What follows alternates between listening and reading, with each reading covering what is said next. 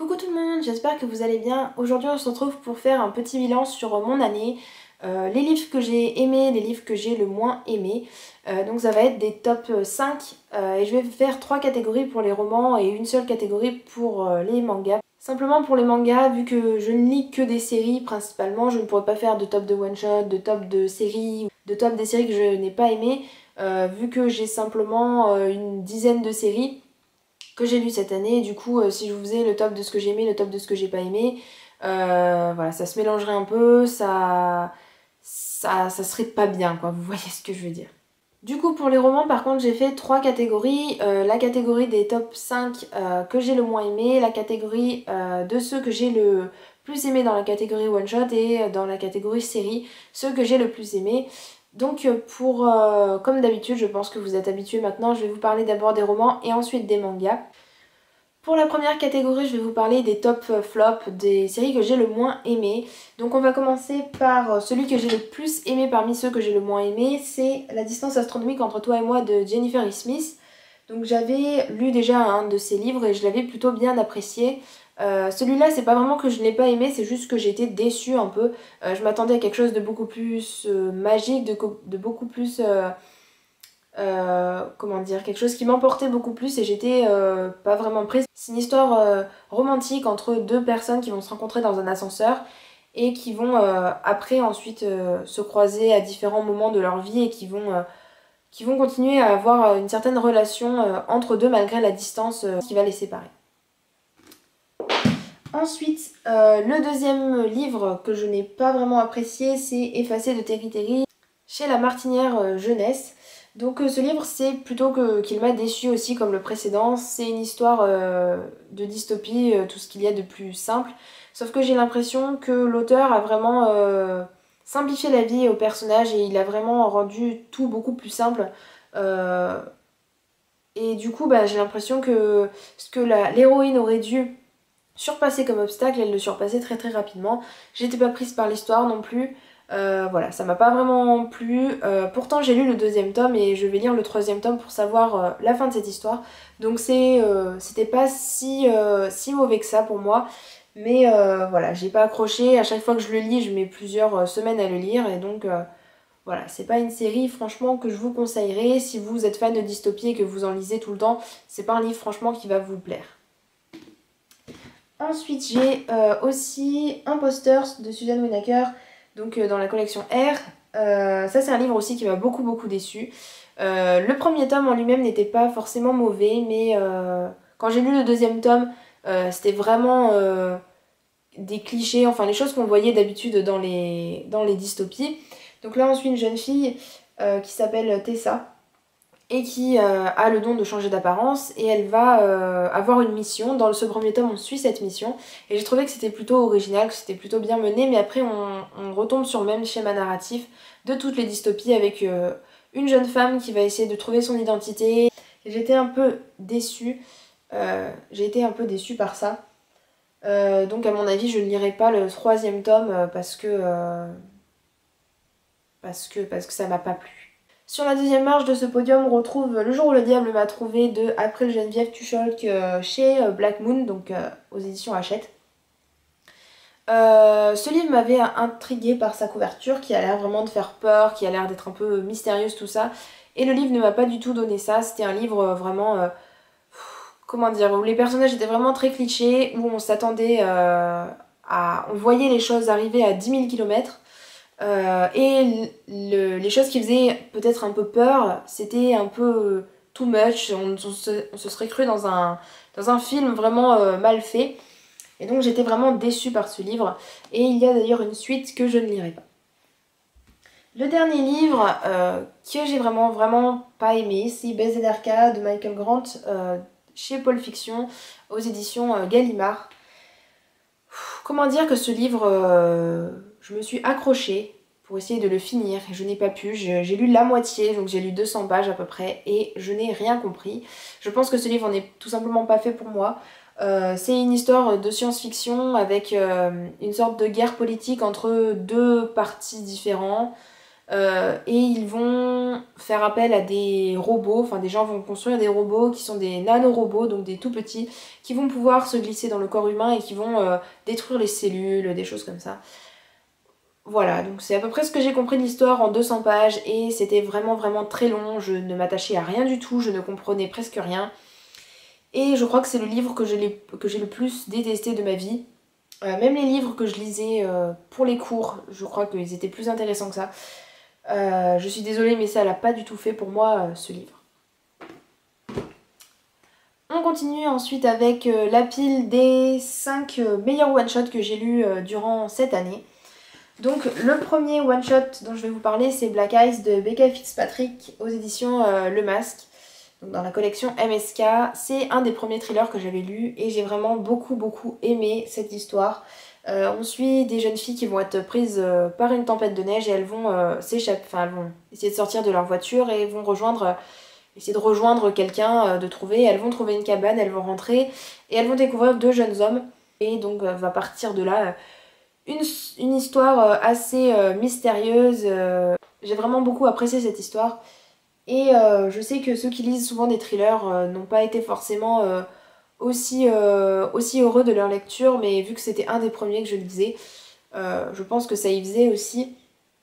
Mais du coup, je vous le conseille quand même.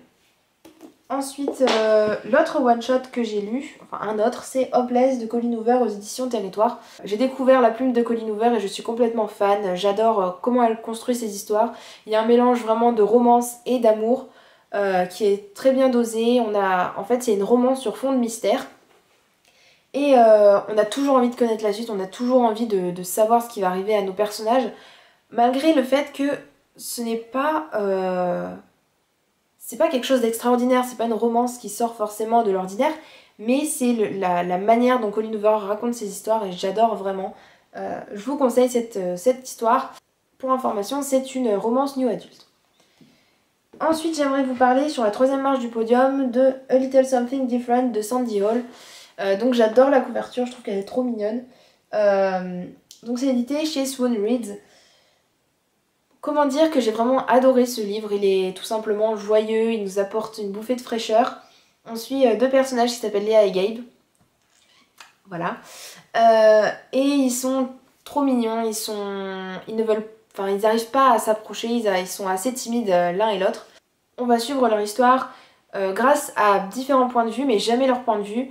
Et donc on va suivre des points de vue totalement différents. Le point de vue d'un banc, le point de vue du chauffeur de bus, le point de vue d'un écureuil, le point de vue d'un ami à eux. Voilà, des choses comme ça qui sont vraiment différentes de ce qu'on peut voir d'habitude. Et j'ai vraiment adoré les suivre comme ça et les suivre dans cette petite romance toute joyeuse, toute mignonne. Si vous vous demandez si l'anglais est accessible, oui, moi j'ai vraiment pas eu de mal à le lire et en plus vu que c'est une romance, il n'y a pas de mots vraiment compliqués à comprendre. Ensuite, sur la 2e marche du podium, il y a Tant que nous sommes vivants de Anne-Laure Bondou aux éditions Gallimard. J'étais attirée d'abord par ce livre à cause de sa couverture, j'ai vraiment eu quelque chose dans cette couverture qui m'a attiré l'œil. Et je suis pas du tout déçue d'avoir découvert ce livre. On suit 2 personnages, Bo et Ama, qui vivent dans un univers différent du nôtre. En fait, c'est une histoire à la fois poétique, à la fois pleine de douceur, de romance, de découverte d'autres mondes, d'autres... comment dire? Enfin voilà, c'est un livre qui a plein d'aspects différents. Donc Bo et Ama sont 2 personnes qui vont se rencontrer et qui vont tout de suite avoir le feeling qui va passer, ils vont tout de suite savoir qu'ils se sont faits l'un pour l'autre. Ils vont devoir quitter leur ville et leur village plutôt, et ils vont devoir partir à l'aventure. Ils vont découvrir plein de mondes différents, plein de gens différents.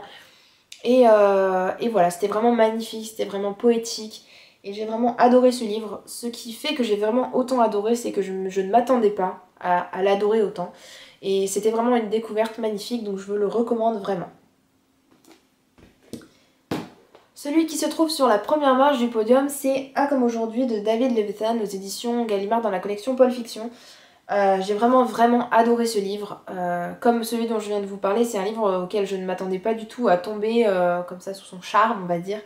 C'est une histoire d'amour encore entre A, donc qui est une personne, on ne sait même pas si c'est un garçon ou une fille, En fait, ce personnage A change tous les jours de corps. À chaque fois qu'il se réveille, il est dans le corps d'une autre personne, par exemple à 100 km de la personne qu'il venait de quitter la nuit précédente. Et pour lui, c'est difficile puisqu'à chaque fois, il doit être dans la peau de son personnage, il doit essayer de n'éveiller aucun soupçon. Du coup, il doit vraiment faire comme s'il était la personne dont il occupe le corps. Il ne va jamais s'attacher à personne puisqu'il sait très bien que le lendemain, il ne les rencontrera plus. Donc il n'a jamais eu d'amis dans la vie, ses parents, voilà, il ne les connaît pas. Donc c'est vraiment un personnage atypique, un personnage très différent de ce qu'on peut voir d'habitude. Jusqu'à ce qu'il rencontre Rhiannon, qui est une jeune fille et dont il va tomber amoureux, et c'est là où vont commencer les ennuis. C'est une histoire vraiment magnifique sur l'amour, sur l'apparence. Qu'est-ce qui est le plus important entre l'apparence et l'intérieur et ce qu'on a au fond de nous. C'était vraiment super, super beau, super poétique aussi en un certain sens. Les personnages étaient très réalistes et j'ai vraiment adoré ce côté-là. Il y a une suite d'ailleurs qui est sortie il n'y a pas si longtemps que ça, enfin qui est sortie cette année, je sais plus exactement quand, en anglais. Et j'hésite à le lire en anglais franchement, mais je pense que j'attendrai sa sortie en français. Maintenant on passe à la dernière pile de livres dont je vais vous parler, donc c'est les livres, les séries, les débuts de séries, les premiers tomes, voilà, la série tout entière, enfin voilà. Les livres, séries que j'ai le plus appréciés cette année.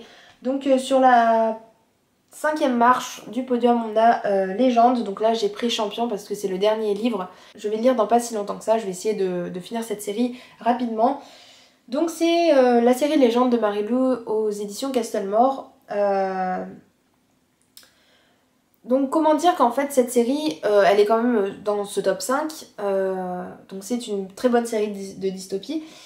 Mais voilà, je m'attendais à quelque chose de vraiment fantastique, quelque chose d'extraordinaire. Et je trouve que l'univers était très bien fait, que les personnages étaient, voilà, c'était vraiment des héros. Et du coup, dans les dystopies, c'est pas franchement quelque chose d'exceptionnel qu'on retrouve. Je ne pourrais pas vraiment expliquer ce que cette dystopie a de différent des autres, mais je trouve que ce qui fait surtout sa force, c'est l'univers qu'a créé l'auteur. Donc je vous la conseille, si vous aimez les dystopies, ça peut peut-être vous redonner envie d'en essayer d'autres. Du coup, sur la 4e marche, on retrouve Night School. Donc ça c'est le tome 2 puisque je suis en train de le lire, du coup voilà, je vous montre le deuxième. Donc il s'appelle L'Héritage de C.J. Dougherty aux éditions Robert Laffont dans la collection R. Même si le premier tome n'a pas été un coup de cœur pour moi, puisque on était surtout dans un tome introductif, et je me rends compte maintenant en lisant ce deuxième tome, on est plus dans le vif du sujet maintenant.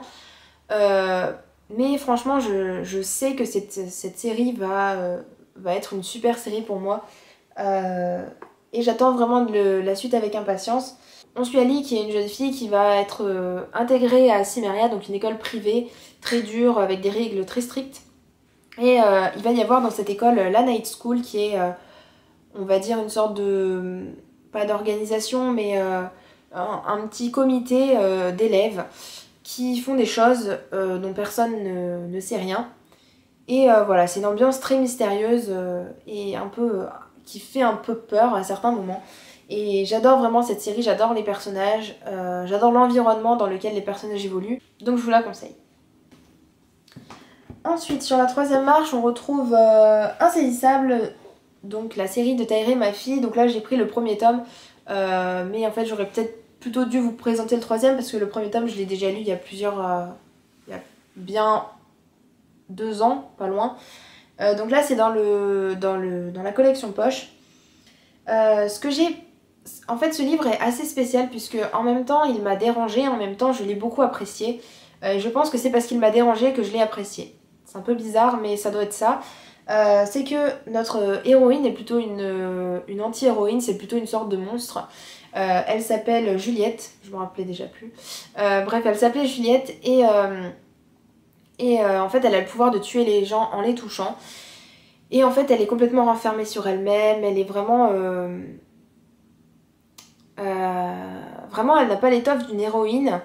Et elle va au fur et à mesure vraiment évoluer au cours de cette série et c'est ce que j'ai vraiment beaucoup aimé, c'est les personnages, comment ils interagissent entre eux. L'univers n'était pas vraiment exceptionnel, j'ai trouvé, on n'avait pas beaucoup de... Voilà, c'est pas l'univers vraiment qui a fait que j'ai beaucoup apprécié cette série, c'est plutôt les personnages. et Juliette principalement. Même si voilà, j'ai eu un peu de mal au départ avec la plume de l'auteur, avec cette héroïne qui est vraiment renfermée sur elle-même et qui, qui s'apitoie sur son sort et qui est vraiment, vraiment énervante à certains moments.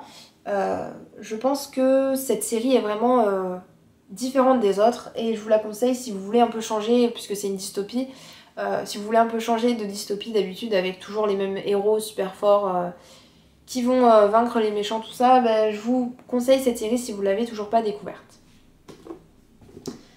Sur la deuxième marche du podium, on retrouve Phobos de Victor Dixon dans la collection R. Ce premier tome m'a vraiment beaucoup plu. Ce que je peux un peu reprocher, c'est peut-être que l'auteur nous donne trop d'éléments de réponse et il nous laisse pas vraiment chercher nous-mêmes. On a tout de suite la réponse à nos questions, il n'y a pas vraiment de mystère, c'est un peu ça que je reproche à ce livre. On suit 6 filles et 6 garçons qui sont envoyés sur Mars, qui vont passer plusieurs semaines dans un vaisseau spatial et ils vont se rencontrer et ils vont former des couples en fait pour aller faire des enfants sur Mars et pour peupler la planète Mars. J'ai vraiment beaucoup aimé ce livre à cause de l'environnement un peu différent de ce que je lis d'habitude. Ça fait un peu un mélange de science-fiction avec un mélange de romance et j'ai pas l'habitude de lire beaucoup de science-fiction, du coup ça m'a vraiment beaucoup plu. Et ce que j'ai beaucoup aimé, c'est aussi le personnage, c'est aussi les personnages en règle générale, qui sont tous différents les uns des autres et ils ont tous des aspects différents qui font qu'on s'attache à eux. Et Léonore aussi, qui est notre personnage principal, qui est aussi une anti-héroïne, comme je vous l'avais dit tout à l'heure avec le livre précédent. Et je trouve que c'est plus intéressant d'avoir des anti-héros dans les romans plutôt que des héros, parce que les héros, on a tellement l'habitude d'en voir que maintenant on est un peu qu'on en a un peu marre et du coup je trouve que d'avoir un personnage principal qui est plus comme nous, qui a plus de défauts que de qualités, j'ai envie de dire, c'est plus intéressant je trouve maintenant que d'avoir des héros. Enfin voilà, maintenant c'est mon avis, hein. Mais en tout cas j'ai beaucoup aimé Phobos et je vous le conseille. Ensuite, pour finir cette petite pile et pour finir ce top 5, je vais vous parler de Les fiancés de l'hiver, donc le tome 1 de La Passe Miroir de Christelle Dabo, que j'ai vraiment adoré. Donc c'est édité chez Gallimard. Le deuxième tome est sorti le mois dernier et j'ai vraiment hâte de le lire, mais comme vous savez pas. Et vu que je l'ai commandé à Noël, je pense que je l'aurai pour Noël. Et j'ai vraiment adoré cette histoire, j'ai été plongée dedans, l'univers est fantastique, les personnages sont magnifiques, on s'attache à eux comme c'est pas possible et voilà, j'étais complètement transportée par cette histoire. La couverture aussi est vraiment magnifique. On suit Ophélie qui est une jeune fille un peu maladroite et qui n'a rien d'extraordinaire et elle va être envoyée dans une autre contrée entre guillemets, je sais plus comment ça s'appelle exactement, dans une autre arche je crois que ça s'appelle. Et elle va devoir se marier, enfin se fiancer à Thorne, donc qui est un garçon qui est assez important. Et elle va se demander pourquoi on l'a choisi elle, qu'est-ce qu'elle a de spécial. Et on a un peu un côté mystérieux, on a un côté vraiment fantastique, extraordinaire, un monde, un univers mais magnifique. On est donc dans le pôle Nord je crois, ou je sais plus comment ils appellent cette arche, mais... ouais, c'est le pôle. Et donc voilà, c'est magnifique. On a... je sais pas comment vous décrire ça, mais il faut le lire parce qu'il est vraiment magnifique ce livre. Et j'ai vraiment hâte de lire le tome 2. Voilà pour mes plus mauvaises lectures et mes meilleures lectures que j'ai faites durant cette année concernant les romans. Donc j'ai un peu changé la présentation pour les mangas parce que c'était plus intéressant, j'ai trouvé, de vous montrer les dessins, de vous montrer les couvertures et tout ça. Donc je l'ai fait différemment de ce que j'ai fait là pour les romans. Du coup j'espère que ça va vous plaire. Donc c'est parti. Voilà donc les séries dont je vais vous parler. Il y a d'abord Daytime Shooting Star, ensuite Please Love Me, Mairunovic, Orange et Blue Spring Ride qui sont des séries dont je vous ai assez parlé je pense durant toute l'année. Du coup, on va commencer avec Mairunovic qui est sur la 5e marche du podium. C'est pas forcément une série que j'ai adorée. C'est une série que j'ai beaucoup appréciée dans son ensemble, même si elle a quelques défauts quand même. Là, je vous montre les couvertures puisque je trouve qu'elles sont quand même assez jolies. On retrouve toujours le personnage principal dessus qui est Maïru. Bon, elles sont pas très originales ces couvertures, hein, mais je trouve qu'elles sont quand même assez jolies, j'aime bien les couleurs. Maya Novich, ça raconte l'histoire d'une jeune fille qui s'appelle Mayru et qui a été très moche durant une grande partie de sa vie et qui se décide à se prendre en main suite à une réflexion d'un garçon. Et elle va essayer de trouver l'amour, donc grâce à son ange gardien. Et voilà, c'est une histoire assez réaliste, je trouve, et que j'ai beaucoup aimé dans son ensemble.